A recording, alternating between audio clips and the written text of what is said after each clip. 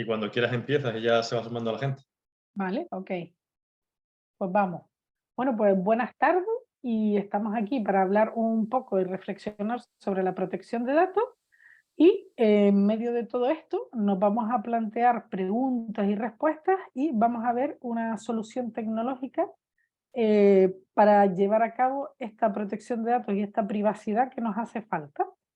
Yo un poco, bueno, estoy por ahí, Julia Socorro, como le estaba comentando al compañero antes de empezar, me hice delegada de protección de datos y auditora de sistemas de protección de datos eh, por necesidades y por formas de pensar, ¿no? Nosotros desarrollamos algunas soluciones tecnológicas, no todas, y eso nos llevó a plantearnos hacer la protección de datos porque los propios clientes nos los pedían y acabamos creando un clúster de distintos profesionales donde cada uno va implementando en esas soluciones que se necesitan, ¿no?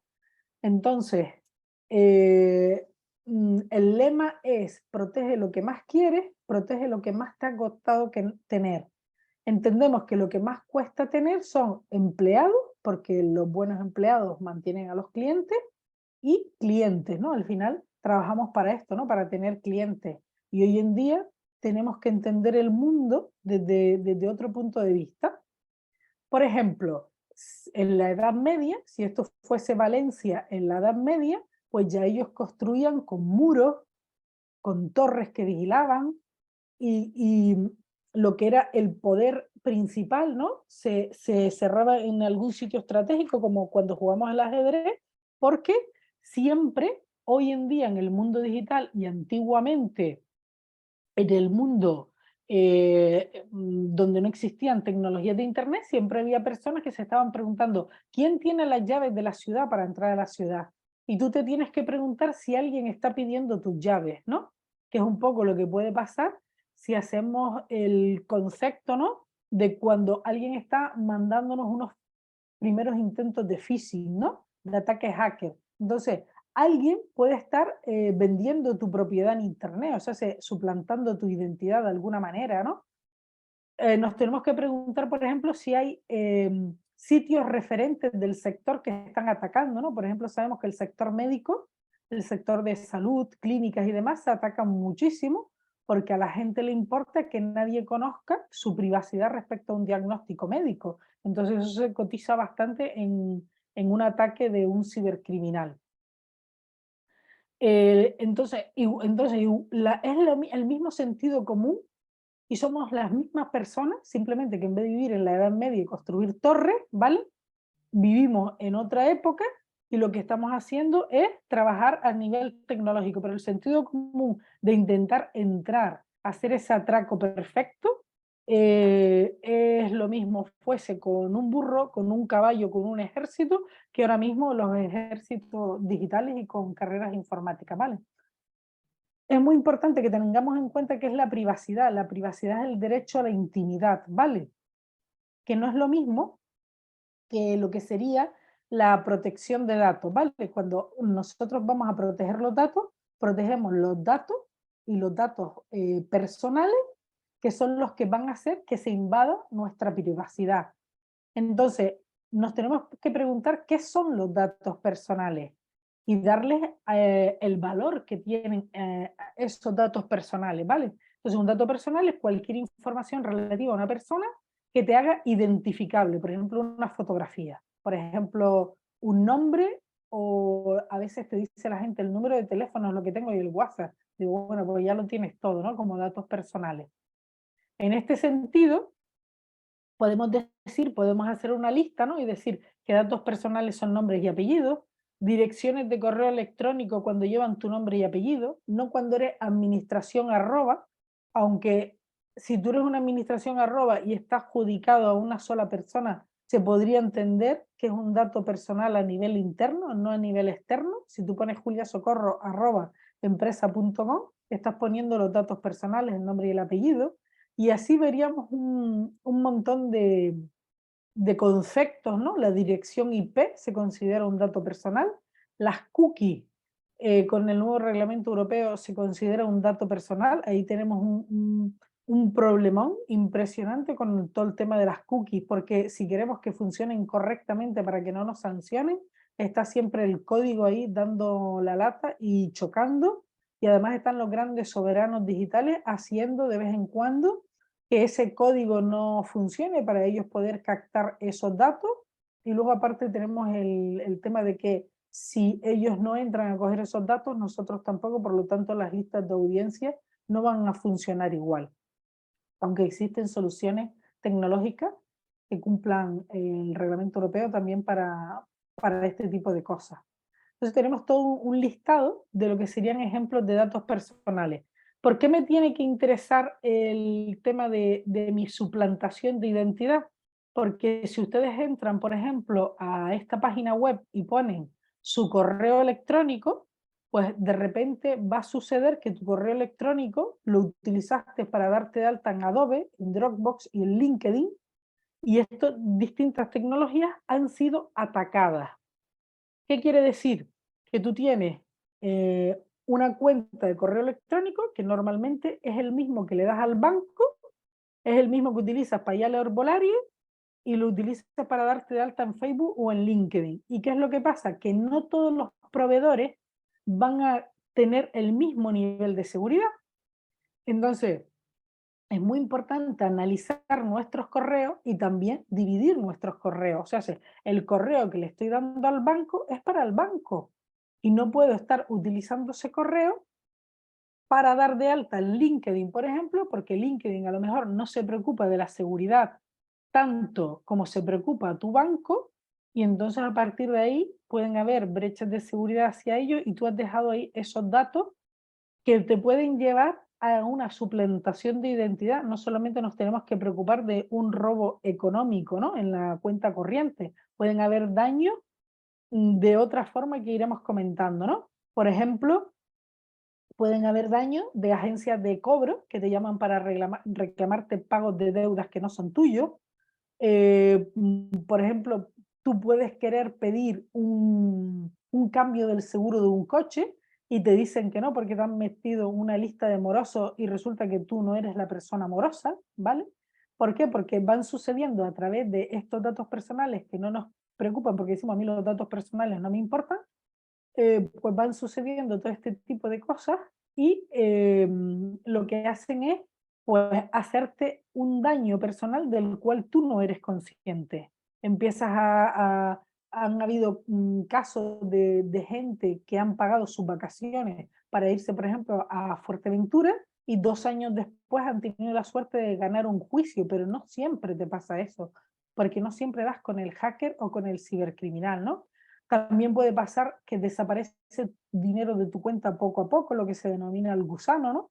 Sobre todo pasa cuando hacemos estrategias cuando las empresas hacen estrategias en redes sociales, cuando hacen campañas de publicidad, sobre todo cuando estamos hablando de empresas que ya tienen más de 10.000 o 30.000 seguidores, pues suelen ser para los hackers o para los cibercriminales cuentas de Instagram y de Facebook bastante interesantes para ellos, ¿no? Ver fotos tuyas en redes, que tú no las hayas aprobado, etcétera. Toda esta suplantación de identidad, que son tus datos personales, es de lo que hay que preocuparse, seamos empleados, seamos clientes y demandarlo a los proveedores con los que trabajemos, o seamos empresas. Entonces, el dato personal sí importa, porque el dato personal pueden pasar casos, recuerdo uno hace 2 años que nos llamó por teléfono y se había comprado un coche en Ibiza, ¿vale? Y le estaban reclamando el coche, pero él no había estado en Ibiza y él no había comprado el coche, se había metido en algún sitio, había dejado datos personales y le habían suplantado la identidad físico real, y aunque ustedes no se lo crean, como todo esto parte de las personas, una vez que tenemos las medidas tecnológicas puestas, es la persona la que va a sin querer vulnerar esto, ¿no? Te lo puede hacer una persona que está trabajando en un banco, que se fía de una fotografía o un documento que le dan o una historia que le cuentan, como te lo puede hacer una persona que trabaja en un concesionario de coches y te acabas comprando un coche que tú no te compraste. Por este tipo de cosas es muy importante los datos personales. Entonces, por una parte tenemos todo lo que podría considerarse un delito informático, ¿no? que es ese delito que se puede cometer, por ejemplo, que se haga en una empresa determinada y a partir de ahí te roben tus datos personales, o porque hemos cliqueado a veces en un simple phishing, ¿vale? Pero la cuestión es que ellos van buscando algo y siempre van buscando, el fin siempre es el dinero, ya sea llegando a tu cuenta corriente, eso dependerá del contrato que tengas con el banco, los seguros que tengas con los bancos y las medidas que te pongan, pero también puede ser a través de la suplantación de la identidad para generar otro tipo de estafa en otro tipo de, digamos, de sitios físicos reales, donde quizás no hay unos protocolos y unas políticas de seguridad tampoco adecuadas y la persona pueda personarse, como decimos, personalmente, ¿no? Hay un caso ahora de hace un año, aquí en Telde, de una persona que le robaron un bolso y después de robarle el bolso se presentaron con su identidad, suplantaron su identidad y pidieron un dinero a su cuenta. Y tú me dices, ¿cómo puede suceder? Pues sucede. ¿Por qué sucede? Porque estas personas que se dedican a falsear las identidades están perfectamente preparadas a nivel psicológico para hacerlo en la vida física, para hacerlo desde la vida online y llevarlo a la vida física también, ¿vale? Entonces, lo primero que tenemos que hacer es poner sentido común. ¿Cómo proteger mis datos personales? Bueno, pues mis datos personales los protejo cuando yo voy a darme de alta a algún sitio y me dicen, ¿me dejas tus datos? Pues lo primero que tenemos que preguntar es, ¿cuáles son tus políticas de seguridad? ¿Cómo tú vas a cuidar de mis datos personales, no? ¿Qué es lo que estás haciendo tú ante un delito tecnológico? ¿O qué pasa? Que a ti te entran, te roban en tu empresa, en tu floristería, en tu negocio de fruta y verdura, en tu negocio de tienda de muebles, te roban los datos y por yo dejarte mis datos para que me hicieras publicidad, ¿vale? Por un bien que te hago a ti, que yo no te lo niego, pero ¿dónde están tus políticas de seguridad, no? Desde ese punto de vista nos tenemos que responsabilizar de nuestra propia suplantación de identidad, porque no siempre le podemos echar la culpa a las empresas y decirle a las empresas que ellos no tenían políticas de seguridad. No, perdona, quien abrió la puerta fuimos nosotros, ¿vale? Y esto es una cadena. Esto es una cadena que el problema le atacan a una empresa, pero fuiste tú el que dio los datos en este sentido. Entonces, lo primero que tenemos que exigir no es a veces tantas medidas de seguridad tecnológica, eh, porque ¿de qué te sirve a veces tener el mejor antivirus, el último que te pare un ransomware, si tú al final no tienes una buena contraseña, ¿no? Y el problema viene porque no tienes una buena contraseña, o no tienes un buen entrenamiento para no dar un phishing, o no tienes un buen entrenamiento en las formas de pensar y trabajar. Entonces, ¿qué es lo que pasa? Que la gente de entrada rechaza la protección de datos, ¿no? La ve como, la ve como el gasto menos importante. A veces es más importante comprarme una bicicleta para la empresa que invertir en protección de datos. Y cuando no hacemos eso, cuando no ponemos este tipo de medidas o nuevas formas de pensar, de vivir y de trabajar, y rechazamos todo esto, lo que nos puede venir es este tipo de problemas, que además la gente los intenta vivir de forma aislada y no decirlo mucho en voz alta, sobre todo porque tienen miedo a las sanciones. Y lo que pasa es que aparte de las sanciones, lo que hacemos también es que no estamos haciendo a nuestro país más fuerte, porque si cada vez que hubiese un intento de ataque o un incidente, un ataque hacker o cibercriminal, lo comunicáramos a INCIBE, al Instituto Nacional de Ciberseguridad en España, estaríamos haciendo a nuestra nación más fuerte, ¿no? Y no estaríamos dando tanto coba cuando, por ejemplo, a veces se habla de los ataques a Rusia, etcétera, etcétera. Entonces tenemos que ir a colaborar y cambiar esta mentalidad. Y eso lo hacemos cuando empezamos a modificar estos planteamientos. Entonces, tenemos que pensar que hoy en día vivimos en el planeta Tierra, ¿vale? Vivimos en el planeta Tierra, pero aparte de lo que es el planeta Tierra, ¿no? También vamos a pensar que vivimos en otro planeta. Y este otro planeta es el ciberespacio. Entonces, por ejemplo, esto es un mapa de ciberamenazas en tiempo real de Kaspersky que nos muestra todos los intentos de ataques hacker que están parando ahora mismo en tiempo real en España. Entonces, vamos a pensar que existen como dos especies de mundo, ¿vale? Y ahí no podemos jugárnosla. Entonces, lo primero que tengo que pensar es, yo vivo en el planeta Tierra y yo pensaba que mis problemas empezaban y terminaban en Gran Canaria o en las Islas Canarias o en las calles donde vivo. Pero mis problemas no empiezan y terminan ahí, empiezan y terminan en el ciberespacio. Y resulta que el ciberespacio es un barrio sin ley. ¿Por qué es un barrio sin ley? Porque las leyes que hay en España o hay en Europa, pues por ejemplo, para Rusia no es un delito robar fuera de Rusia. Entonces cada vez que hay un ataque cibercriminal o un ataque hacker fuera de Rusia, Rusia no considera que eso sea un delito porque se ha robado fuera de Rusia, no dentro de Rusia. Entonces, ¿por qué es un barrio sin ley? Porque las leyes con las que nosotros nos regimos no son las mismas leyes con las que se rigen los demás, al margen de lo difícil que es llegar a detectar, a seguir el rastro de quién ha hecho ese delito tecnológico. No estamos todavía preparados en este sentido. No quisiera compararlo, pero voy a compararlo un poco con las películas del lejano oeste, ¿no? Cuando veíamos las películas del lejano oeste, de alguna manera veíamos a la persona que venía, cogía la pistola, daba 3 tiros, mataba a una persona y se llevaba el dinero del banco. Entonces, si nosotros nos pusiéramos en aquella época y pensáramos en los bancos actuales, diríamos que si una persona fuese a robar un banco hoy en día es una persona que está loca, ¿no? Que no está completa, porque ¿cómo se te ocurre con todas las medidas de seguridad? Pues todo lo que está pasando en Internet, que Internet nace en los años 70, pero digamos que en el año 1998 nace Google, en el 2005 nace Facebook, nace el móvil y empezamos a adentrarnos en todo esto, es muy, como muy joven, ¿vale? Entonces, ¿qué es lo que pasa? Que por una parte tenemos, tenemos este ciberespacio, esta juventud que tenemos en esta adolescencia casi que tenemos en el mundo de Internet, de los ataques, etcétera, etcétera. Pero después tenemos otro punto también que es muy importante, que sería que nos paráramos a reflexionar, ¿no? Parece que va de forma individual, va el hecho de que vivamos en el momento presente, ¿no? Y que nos preocupemos los unos por los otros, y por otra parte va lo que está pasando por internet. Parece que no tiene nada que ver, pero sin embargo sí tiene mucho que ver, porque cuando nos preocupamos los unos por los otros, empezaríamos entonces a concienciarnos un poco de todo lo que son las medidas de seguridad y del ciberespacio, ¿no?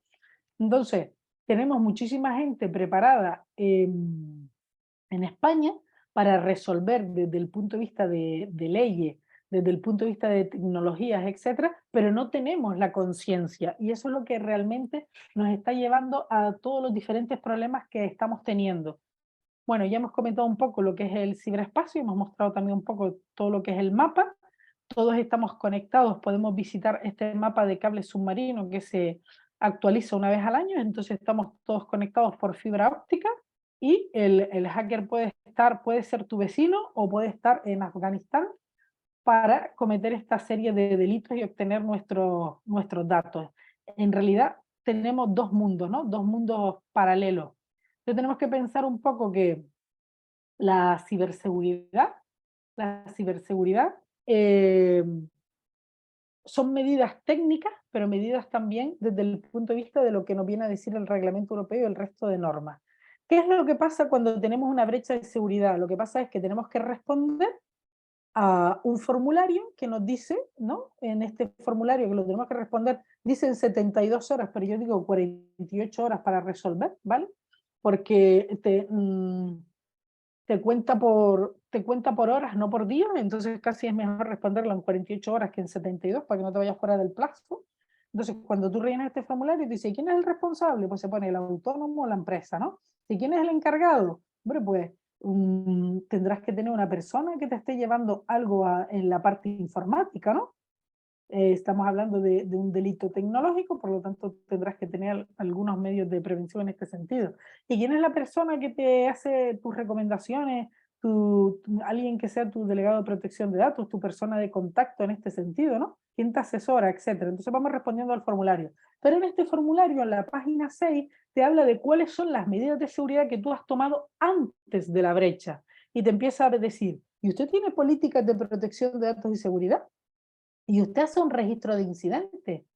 ¿Y usted tiene un control de acceso lógico? ¿Y usted tiene formación en protección de datos, protección de datos y nivel un nivel adecuado? ¿Y usted hace auditorías periódicas? Y entonces tú empiezas y dices, Dios mío, yo no tengo nada de esto, ¿no? Vale, pues ¿qué es lo que tenemos en la solución tecnológica de protección de datos? Pues la solución tecnológica se crea la empresa, se crean los distintos ficheros donde se guardan los datos personales. No es lo mismo guardar un dato personal para prevención de riesgos personales, prevención de riesgos laborales, ¿vale? Y ahí estamos hablando de accidentes, etcétera, que guardar un dato personal para una formación laboral, aún siendo la misma persona, que guardar un dato personal, por ejemplo, para hacer análisis de perfiles en campañas de marketing. Entonces, por ejemplo, políticas de protección de datos y seguridad. Existen, yo siempre le digo a la gente, existen unas básicas gratuitas que están en INCIBE, en la página del Instituto Nacional de Ciberseguridad, aunque lo suyo es trabajar con un profesional adecuado y que te implemente unas políticas de protección de datos alineadas a la ISO 27001, al Esquema Nacional de Seguridad, ¿vale? Pero como mínimo tú tienes que tener unas políticas básicas, aunque utilicemos las que está ofreciendo el Estado de forma gratuita, tienes que tener algo. Lo que no puede ser es que tú no tengas una política de cambios de contraseña, de acceso, de permisos, de cómo trabajas con tus proveedores, de si les exiges un nivel de seguridad a ellos, ¿vale? De las tecnologías con las que trabajamos, tienes que tener algo, ¿vale? Ahora viene, por ejemplo, registros de incidentes.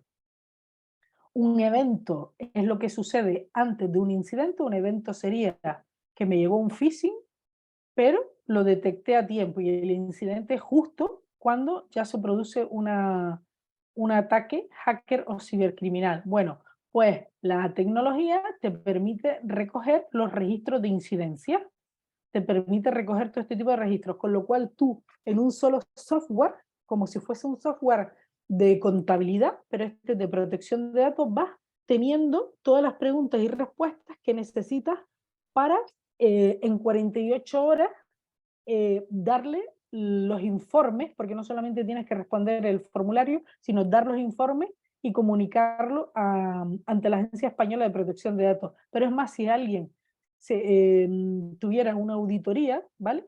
A nivel externa, que te la solicitara alguna empresa o una auditoría a nivel interna, tú tendrías organizada toda tu información respecto a la protección de datos.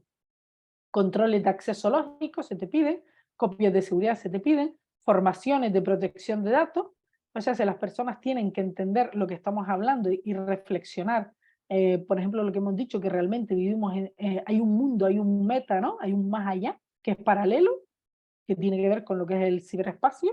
No estamos solamente en el planeta Tierra, ¿no? Entonces hay que hacer una serie de formaciones, de entrenamiento phishing, tener una especie de academia donde se va formando a las personas, auditorías periódicas. La tecnología nos permite hacer análisis de riesgo, auditorías y gestiones de riesgo, donde pues el consultor de protección de datos te viene aquí, te analiza, te da de alta y tienes un registro tecnológico con una fecha en la que se hizo tus análisis de riesgos para que tú puedas mejorar en la implementación de la protección de datos en tu empresa y para que tú puedas, pues, tener un registro general en una tecnología de pago por uso, donde vas controlando todo este análisis que se hace de los datos personales, como decimos. Pues yo tengo datos personales que utilizo en el plan de igualdad, tengo datos personales que se utilizan en los tacógrafos, en las formaciones, en la videovigilancia, y lo tienes todo perfectamente registrado y ordenado. Nos permite también trabajar en el tema de las auditorías, que se hagan las auditorías de la empresa a través de la tecnología. Nos permite también gestionar, hablar de lo que son las gestiones de los riesgos, ¿no? Un poco, pues podríamos pensar como gestión de riesgo, por ejemplo, no tener unas políticas de seguridad, y empezamos a gestionar esto y hay una trazabilidad de dónde estaba y hacia dónde fui, ¿vale? Entonces, hay muchísimas preguntas aquí en este cuestionario, nivel de acceso de datos, lo que son los permisos, porque no serán los mismos permisos que se le dan a un contable que se le dan a un comercial, ¿verdad? Lo que no puede ser es que un servidor te encuentre todas las carpetas para todo el mundo, por ejemplo, y un poco en este sentido. Entonces, ¿qué pasa? Que el ladrón tiene un plan, siempre tiene un plan para entrar. Y si vemos este castillo, que es el castillo de la felicidad que está en Zaragoza, vemos los muros, vemos cómo hacían muros, vemos cómo hacían torres, cómo hacían un puente, ¿no? Y la gente tenía que cruzar todo eso que hoy es un jardín, pero antes era agua, ¿no? Los puentes se abrían y se cerraban para que pudieras cruzarlo y habían unas medidas de seguridad. Nadie a lo largo de la historia no se ha planteado en algún momento que tiene que protegerse. Es más, nosotros nos protegemos en nuestras casas. Nadie sale al trabajo y deja la puerta abierta, coge la cerradura de 3 puntos y la cierra. Entonces, pues esas medidas que nos tenemos que implementar no pueden nacer de cualquier forma. Nacen y se registran, nacen desde la ley que está para protegernos, o el reglamento europeo, o la ley orgánica de protección de datos y la garantía de derechos digitales, para alinearnos con ellos y tener una tecnología donde ir respondiendo a esto. Entonces, un montón de veces la gente me dice que para qué la protección de datos. Pues mira, la protección de datos no es solamente para que lleguen a tu cuenta corriente y te roben, sino lo que estamos hablando también es para esta suplantación de identidad donde te puedes ver con problemas. ¿Y qué tenemos que hacer? Pues tenemos que hacer como personas, exigírsela a los proveedores que, como decimos, voy a una floristería y me piden mis datos personales, pues yo quiero saber qué seguridad haces en tu empresa como ciudadano. Como empresas, pedírsela a sus proveedores, porque a ti te puede llegar una factura en PDF y esa persona tener un virus metido en el ordenador que no se ha dado cuenta porque no tiene medida y tú descargas la factura y con la misma ese documento se infectó y te infecta todo tu sistema. Entonces, tenemos que tener las cosas, pero también se las tenemos que exigir a los demás.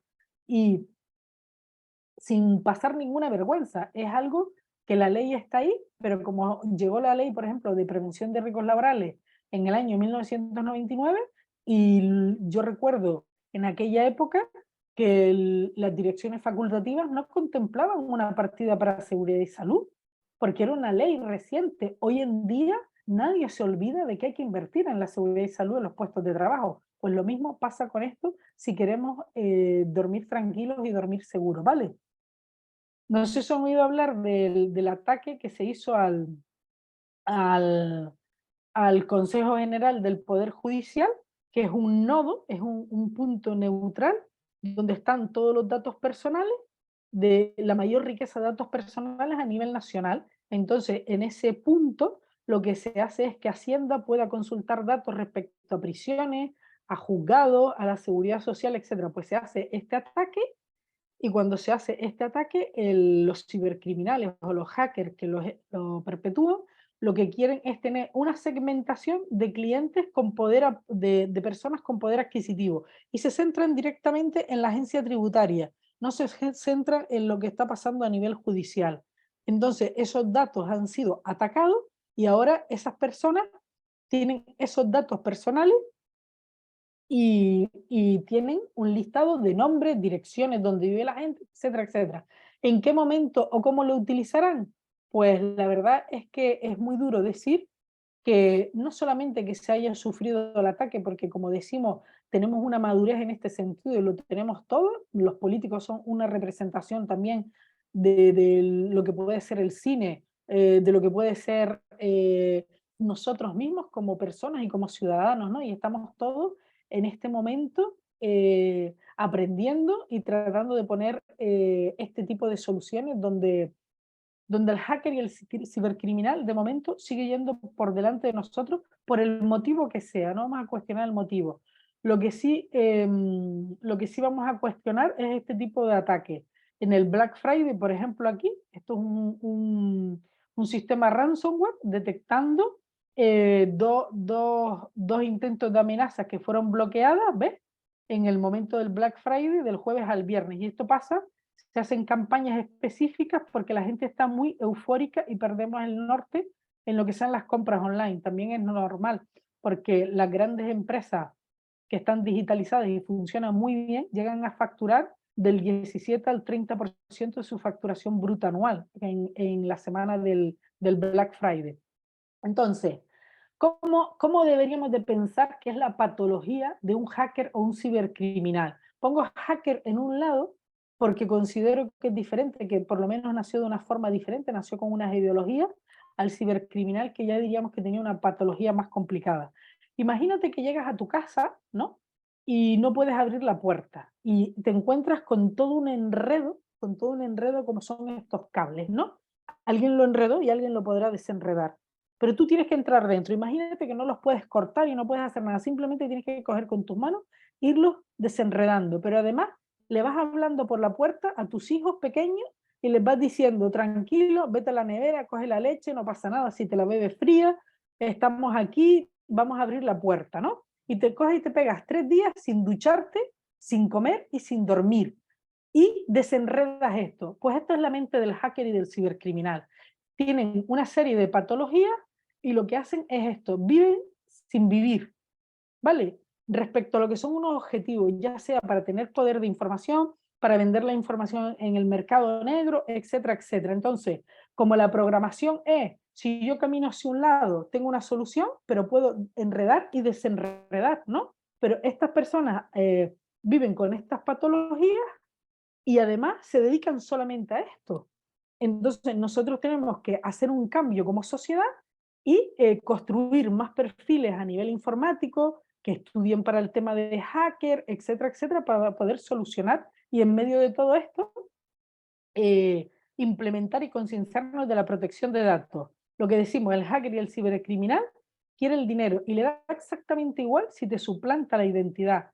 En este caso, aquí les pongo una noticia del Confidencial que podrán buscar, donde una persona acaba en los juzgados para defender sus derechos respecto a un delito que no cometió. Y esto es una realidad que algunas veces la escuchamos, otras veces son de forma aislada.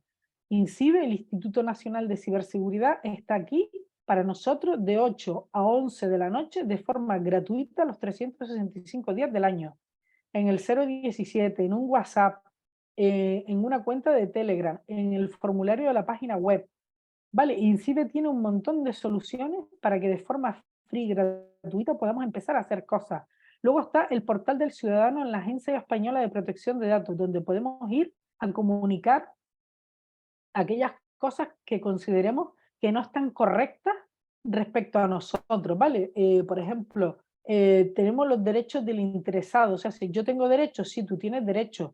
Tenemos lo que es la lista Robinson, ¿no? Cuando la gente me dice, es que me llaman continuamente, me están molestando. Date de alta en la lista Robinson. A los 3 meses de darte de alta, las empresas deberían dejar de llamarte. Si te siguen llamando a los 3 meses, te vienes aquí y ejerces tus derechos en la Agencia Española de Protección de Datos, ¿vale? O sea, es un recorrido. Primero me doy de alta en la lista Robinson, pasan los 3 meses, si a los 3 meses una compañía telefónica, una compañía de seguros, etcétera, me sigue molestando, busco la empresa, busco los derechos que tengo que ejercer, relleno la documentación y le digo, quiero que hagas la supresión de mis datos, tienen 30 días para responderte, si aún así te siguen molestando, te vienes aquí a la Agencia Española de Protección de Datos. Tienes que tener un recorrido y tienes que tener unas pruebas legales, ¿vale? Para poder llegar a la Agencia Española de Protección de Datos, que se vea que por lo menos lo has intentado antes con otras medidas que se han ido tomando de forma preventiva. Al final tenemos una ley que, como todas las leyes, hay gente que las cumple y no las cumple, ¿no? Se hace conducir a 80 kilómetros por hora es una ley que tenemos que cumplir y hay gente que conduce a 140. Pues va a haber gente con empresas que también tienen esa mentalidad, que viven bajo esa mentalidad. Lo que tenemos es una ley para apoyarnos y demás. Entonces, cuando ustedes escuchan que sancionaron con 6 millones de euros al banco, no sé qué, no sé cuánto, ¿no? Por poner un ejemplo. ¿Por qué? Porque la persona hizo un recorrido, ¿no? Tuvo sus pruebas y al final, como no le hicieron caso, pues lo que hizo fue irse a la Agencia Española de Protección de Datos con estas pruebas.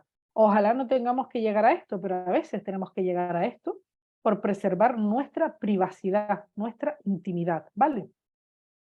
No sé si han oído hablar de los mantarrayas, pero ahí hay una URL de un vídeo que es muy interesante, que son torres que simulan ser torres telefónicas, que lo que hacen es que captan nuestros números de IP, ¿vale? ¿Y por qué lo hacen? Lo hacen porque, por ejemplo, las administraciones públicas, sobre todo a nivel nacional, Estados Unidos, Reino Unido, no sé si en Madrid ya lo tienen implementado también, lo que hacen es que cuando tú pasas al lado de ministerios y demás y tal, ellos tienen que saber, ¿no?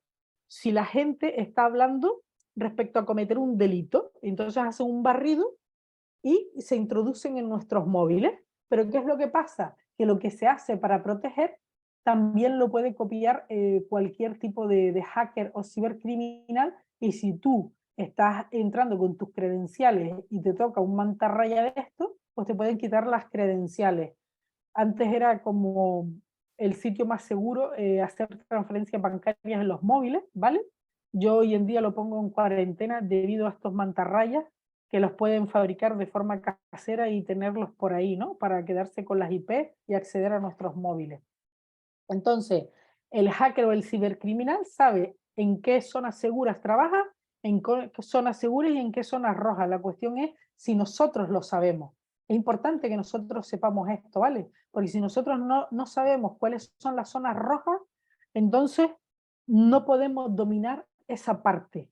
Y si no la podemos dominar, pues hay otras personas que sí lo están haciendo.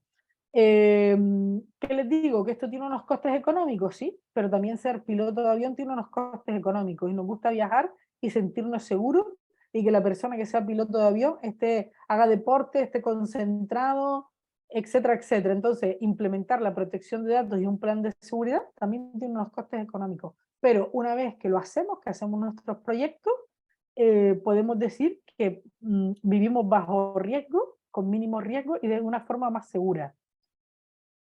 Hablar de mantenimiento informático hoy es hablar de cualquier medida que no tenga que ver con la prevención de un ataque en el ordenador, ¿vale? Por ejemplo, si hablamos de actualizaciones de sistemas operativos, hablamos de antivirus, hablamos de copias de seguridad, estamos hablando de ciberseguridad. Y si hablamos de seguridad de la información, estamos hablando de todo lo que está desde que entras a la puerta de un negocio, ¿vale? Desde que entras el papel, dónde está ubicado el servidor, si está bajo llave, si no está bajo llave, si hay un extintor, si no hay. Entonces eso sería hablar de seguridad de la información. Y todo esto que estamos hablando se trabaja y se introduce en el software de protección de datos, ¿vale? Entonces, es muy importante estar en el momento presente, sensibilizar a las personas, que las personas no trabajen con estrés, tener procedimientos, tener protocolos. Por ejemplo, algo tan sencillo como analizar un fichero antes de abrirlo, ¿no? En Virus Total, que es una empresa de Málaga que compró Google y ofrece servicios gratuitos para que podamos analizar páginas web, ficheros, etcétera, etcétera. Pero si a mí me están presionando para que facture, que mañana es día 30, pues yo cojo y facturo, que mañana es día 30, no analizo los ficheros, ¿no? Entonces, ¿qué vamos a hacer? Vamos a empezar a trabajar en este movimiento que hay del mindfulness, o se lo vamos a poner fácil al hacker y al cibercriminal. Pues desde este punto de vista son las reflexiones que tenemos que empezar a trabajar. Si queremos ponérselo fácil al ladrón o si queremos vivir en el estrés y nosotros mismos dejar que esas bombas tecnológicas funcionen y estallen. Entonces, el personal de una empresa es la parte más vulnerable que hay en una empresa. Una vez que tenemos todas las medidas implementadas, está demostrado que el 95% de las brechas de seguridad vienen por los recursos humanos, por los trabajadores. ¿Pero por qué? Porque a veces nos tenemos que plantear que es que no pueden ir las habilidades blandas por un lado, ¿vale? El mindfulness por un lado, y cómo yo estoy gestionando mi empresa y me preocupo de la protección de datos, es otro universo. Tenemos que, en los nuevos tiempos que vivimos, tenemos que cambiar esta forma de pensar, esta forma de vivir y de trabajar, como digo y lo diré siempre. Entonces, más vale una cabeza y un pensamiento en este sentido, tener un consultor que te acompañe, tener una tecnología donde tú vas viendo toda la trazabilidad y no podemos estar mirando hacia otro lado, ¿vale? Lo peor que te puede pasar es que justo cuando sufres un ataque hacker o cibercriminal, sepas lo que es un CGCI, un Sistema General de Seguridad de la Información. Al final es un libro, un manual para hacer tu proyecto de seguridad y de protección de datos. Igual que tenemos un proyecto para hacernos una casa, ¿no? Vamos a un arquitecto y hacemos un proyecto, ¿verdad? Vamos, contratamos una constructora, tenemos un arquitecto, tenemos un responsable, un coordinador de seguridad y salud, y lo tenemos normalizado. Pues normalicemos también la protección de datos, normalicemos también que necesitamos rodearnos de expertos y de personas que cada uno en su parcela me va dando su know-how, su conocimiento, sus horas de estudio, y yo voy creando pues mi casa de forma segura, mi casa en este sentido de tecnológica, ¿no? ¿Por qué? ¿Por qué es importante? Pues por lo que estamos diciendo, es importante porque estas bandas armadas terroristas, estos cibercriminales o estos países que quieren debilitar la economía de otros países, pues forma parte de nuestra época. Entonces, un CGCI se trabaja con diferentes etapas, puede tardar en implementarse de 6 a 10 meses, no debería tardarse más porque se te caducan hasta los ordenadores, ¿vale? Y los sistemas operativos y demás. Entonces, si tarda 2 años, imagínate, con todas las actualizaciones y parches a veces de Windows, ya ni te digo, ¿no? Tenemos que tener un plan de seguridad, que se hace todo con el CGCI, y una de las preguntas que hacemos siempre es si has calculado el coste para tu empresa de un ataque. Por ejemplo, imagínate que te hacen un ataque y pierdes la contabilidad de 2 años y que te cuesta 5.000 euros hacer la contabilidad nueva, ¿vale? Por año, 5.000 euros el año 1, 5.000 euros el año 2. Pero además, 2 días después, te llama Hacienda y te requiere. ¿Y qué haces con Hacienda? ¿Te llevas una sanción? Entonces, si nos empezáramos a hacer preguntas, ¿no? ¿Cuánto dejo de producir si me paran el sistema durante 10 días? ¿Cuánto me cuesta tenerlos parados los clientes? Lo que me costó hacer la base de datos, ¿no? Lo que me costó montar ese CRM, ¿no? Y ahora cojo y pierdo todos estos datos por un ataque, ¿no? ¿Cuánto me cuesta esto? Entonces, no es un ordenador, es la información que cuesta la que tiene el ordenador. Ya no tenemos mesas con mogollón de papeles como era antes, ahora trabajamos de forma automatizada, pues a eso le tenemos que poner un valor y un precio. Y entonces nos daremos cuenta que la carrera de piloto es barato, o sea, que tener una serie de profesionales, de consultores, de protección de datos, delegados, tecnologías, como son los software de soluciones de protección de datos, tener expertos en ciberseguridad que nos hagan un plan de seguridad de la información, nos daremos cuenta que si comparamos un número con el otro, nos es mucho más económico.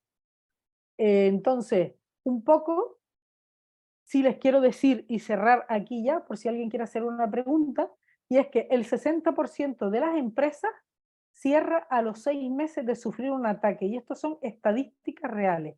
¿Por qué? Porque no son capaces de soportar el daño que se les ha realizado. Hacemos una demostración y damos un acceso de demo durante 7 días también para que la gente practique y vea un poco cómo funciona el software de las soluciones tecnológicas de protección de datos. Y hasta aquí todo. Y bueno, ahora me pongo en manos de ustedes pues para las preguntas que quieran realizarme.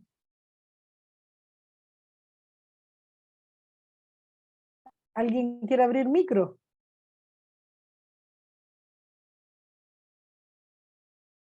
¿Te escucho? ¿No te escucho? Ábrete el micro. Perdón. Ahora, dime.